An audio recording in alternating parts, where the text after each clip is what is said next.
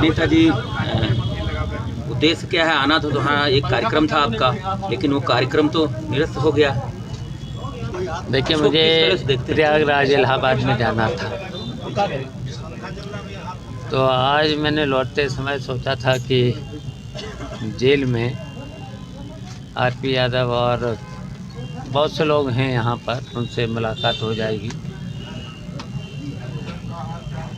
इसकी सूचना मैंने 2 दिन पहले डीएम को और जेल अधीक्षक को दे दी थी, लेकिन उन्होंने जैसे हमारा पत्र आया तो आरपी यादव का तुरंत कल सवेरे उनका ट्रांसफ़र कर दिया सुल्तानपुर जेल में।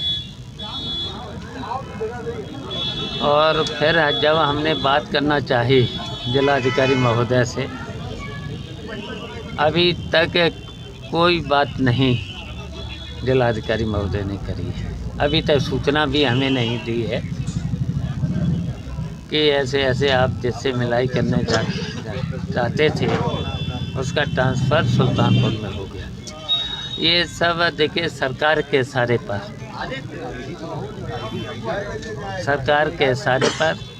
और ख़ासकर समाजवादी पार्टी के लोगों पर झूठे मुकदमे लगाकर, और ये एक मुकदमा झूठा नहीं है। यहाँ पर हमें सूची है, अभी हमारे पास सूची है। यहाँ पर 7 लोग हैं, जिसमें देखिए आरपी यादव गवाहों को धमकाने में,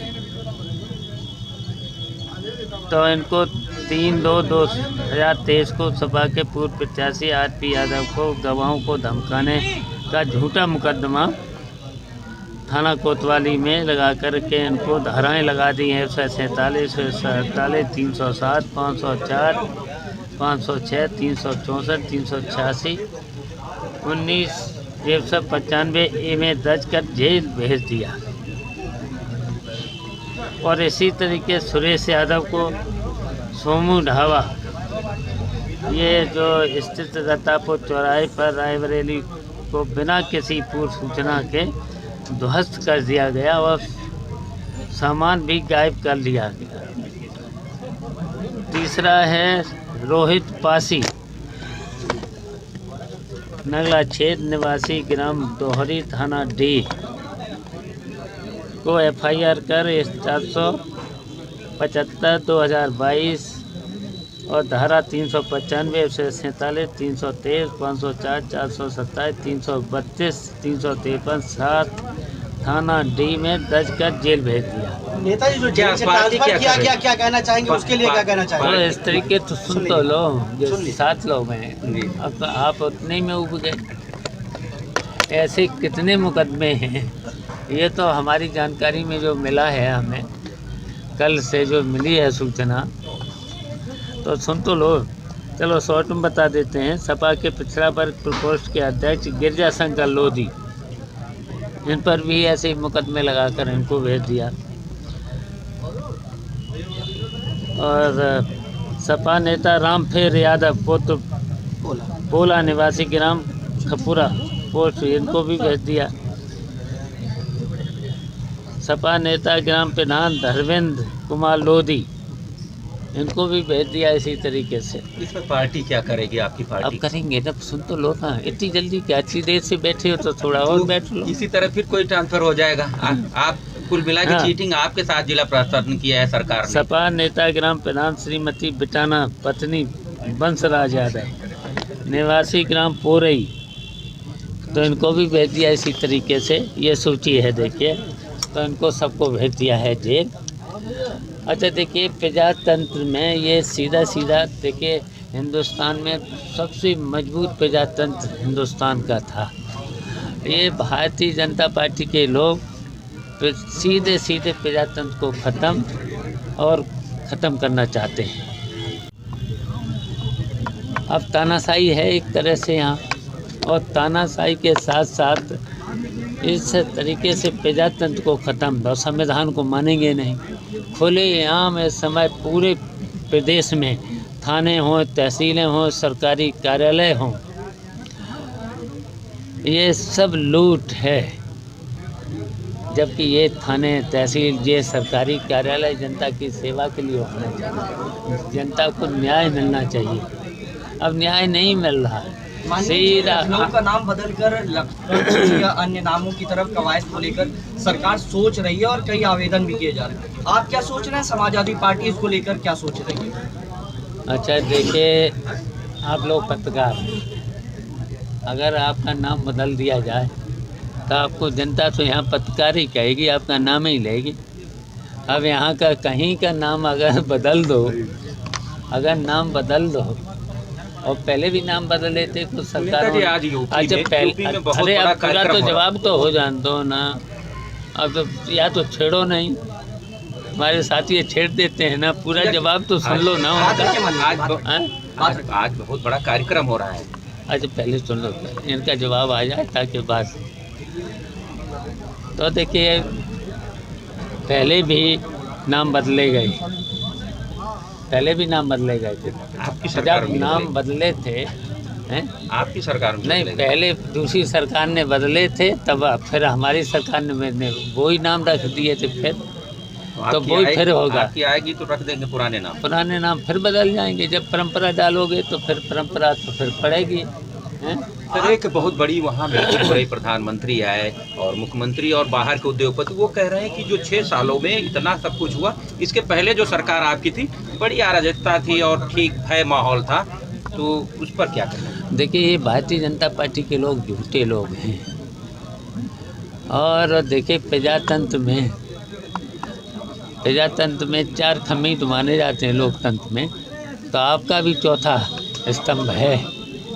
तो आप भी जिस तरीके से हम लोग विपक्ष में हैं, तो आपकी भी भूमिका विपक्ष की है।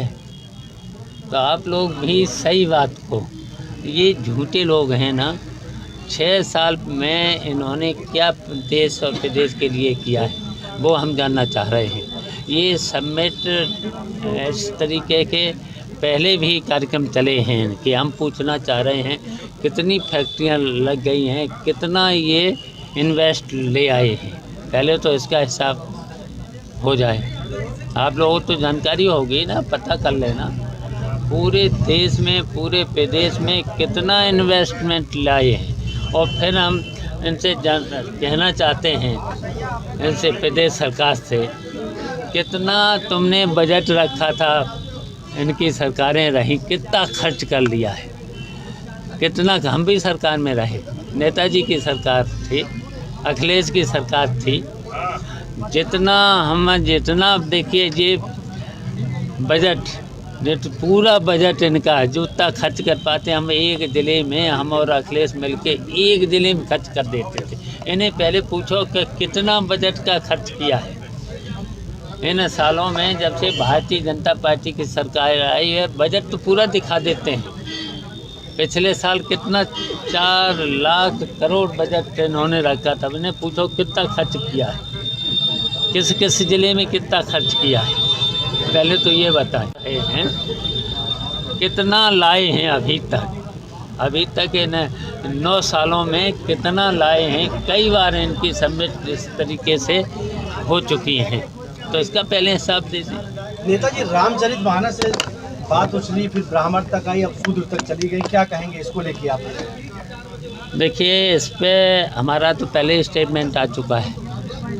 ये मौर्य जी का व्यक्तिगत स्टेटमेंट था, ये पार्टी का स्टेटमेंट नहीं था। अब समाजवादी और देखिए, सभी हम लोग तो सभी ग्रंथों को मानने वाले हैं, भगवान राम के आदर्शों पर चल रहे हैं, भगवान कृष्ण के आदर्शों पर, जितने भी भगवान के रूप में भाई हम लोग तो सबको मानते हैं, लेकिन ये और इसलिए मानते हैं। आपकी की पार्टी नहीं, अब ये चला अखिलेश जी के बाद, उनके बयान के बाद जो है, अब ये बात निकल के आ रही है कि समाजवादी पार्टी के लोग कह रहे हैं कि हम भी शूद्र हैं। इसको लेके क्या? अच्छा बताइए। आपकी ही पार्टी के 2 विधायक आमने सामने हुए, आप बता रहे हैं कि उनका निजी मामला है, दोनों के चलते आपका पार्टी का कार्यकर्ता असमंजस में है। देखिए, जब अखिलेश वहाँ पर जो जहाँ पर वो अधिष्ठान जहाँ पर हो रहा था, तो वहाँ पर फिर काले झंडे क्यों दिखाए गए, क्यों ऐसे ऐसे नारे दिखाए गए हैं। अगर तुम कोई भी किसी भी धार्मिक कार्यक्रम में कोई जाता है तो काले झंडे क्यों दिखाए गए। माननीय जी, पार्टी में आपका कद और स्वामी प्रसाद मौर्य का कद बराबर कर दिया गया और रामचरितमानस का बयान वो पहले दे चुके थे।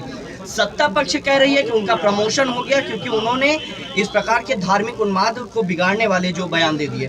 आप क्या सोच रहे हैं, आपके बराबर कद है उनका पार्टी? अच्छा बताइए, अब ये बताइए, वो देखिए नेता तो हैं, नेता तो हैं, उनके विचार कुछ भी हो सकते हैं। आप जितने यहाँ पत्रकार हैं हम तो समान ही मानते हैं, तुम क्या पूछ बैठो। लेकिन मैंने कहा कि उनका व्यक्तिगत स्टेटमेंट था, पार्टी का स्टेटमेंट नहीं था। नहीं, एक और आपके नहीं था। पूर्व आपके एक विधायक हैं, वर्तमान हैं, पूर्व मंत्री रहे। अच्छा, उन्होंने जो बयान दिया तब से आपकी पार्टी में अंतःकलह मच गया है। अच्छा, एक इनका जवाब और था, सूत्र वाला और काले झंडे क्यों दिखाए। और काले समाजवादियों का पुराना इतिहास जानते हो, अगर तुमने काले अगर झंडे दिखाए हैं और अगर हमने काले झंडे दिखाना शुरू कर दिए हैं तो फिर कहीं इनके कोई भी मंत्री घुस नहीं पाएगा, फिर घुस नहीं पाएगा कोई मंत्री। अच्छा नेताजी, जब आरपी यादव की गिरफ्तारी हुई थी तो अखिलेश यादव ने एक बयान दिया था कि एसपी हमारा फ़ोन नहीं उठाते हैं, अधिकारी हमारा फ़ोन नहीं उठाते हैं। चार यहाँ के विधायक आपके 12 बजे तक वो थे, कल आरपी यादव हो गए 12 घंटे बाद, किसी को नहीं पता चला। ये है आपकी जो पार्टी के वर्कर हैं, कार्यकर्ता, जिनको जिम्मेदारी आपने रायबरेली को दे रखी है, उनको भी नहीं पता कि आपके कार्यकर्ता जेल में है कि बाहर पुलिस ले जा रही, तो न विधायकों को पता है। ये कोई गैपिंग है कि नहीं है? देखिए, गैपिंग नहीं है, ये तो अधिकारियों का है। अधिकारी बिल्कुल देखिए निरंकुश हो चुके हैं। किसी जनप्रतिनिधि का हमारे अभी तक डीएम ने बात नहीं करी। हम यहीं पर हैं, कल भी थे, आज भी हैं यहीं पर। अभी तक डीएम ने मेरे पत्र का जवाब नहीं दिया, मुझे अभी तक नहीं बताया है, हैं? हमसे ज़्यादा शक्तिशाली कौन था? आपके साथ चीटिंग हुई मतलब? तो अभी तक यहाँ फिर ये समय नहीं रहेगा, ये समय नहीं रहेगा आगे भी।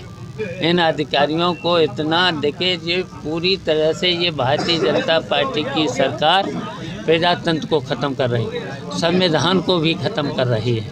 बाबा साहब का जो संविधान का था उसका भी अवहेलना हो रही है। तो इस तरीके से थोड़े प्रजातंत्र चलता है, जबकि हमारा प्रजातांत्रिक स्वरूप दुनिया में सबसे मजबूत प्रजातांत्रिक स्वरूप है। तो उसकी जब धज्जियाँ उड़ रही हैं सरकार में और अधिकारी इतने निरंकुश जब हो चुके हैं तो फिर जनता को तो परेशानी है ही, जब विधायकों की बात न सुनी जाए। और यहाँ तक हम कह रहे हैं कि यहाँ के जो बड़बोले मंत्री भी हैं, कई बड़बोले मंत्री हैं, उन्हें पूछो कि तुम अपने विभाग में तुम्हारी कितनी चल रही है। एक चपरासी का छोटे से छोटे ट्रांसफ़र नहीं करा सकते हैं तो काहे के मंत्री हो, काहे के डिप्टी चीफ मिनिस्टर हो और बढ़ के इतनी बातें बोलते हो। अब ये गए थे मैनपुरी के चुनाव में बड़बोले मंत्री, तो जनता ने क्या हाल किया उनका, और आगे हम इन्हें और बताएंगे चुनाव कैसे लड़े जाते हैं। और फिर हमने इसलिए देखो, जो हमें समाजवादी पार्टी का महासचिव पद मिला है, अब हम समाजवादी पार्टी का संगठन को मजबूत करके इन्हें बताएंगे कैसे चुनाव लड़े जाते हैं और कैसे इनको यहाँ से फिर इनको हटाने का काम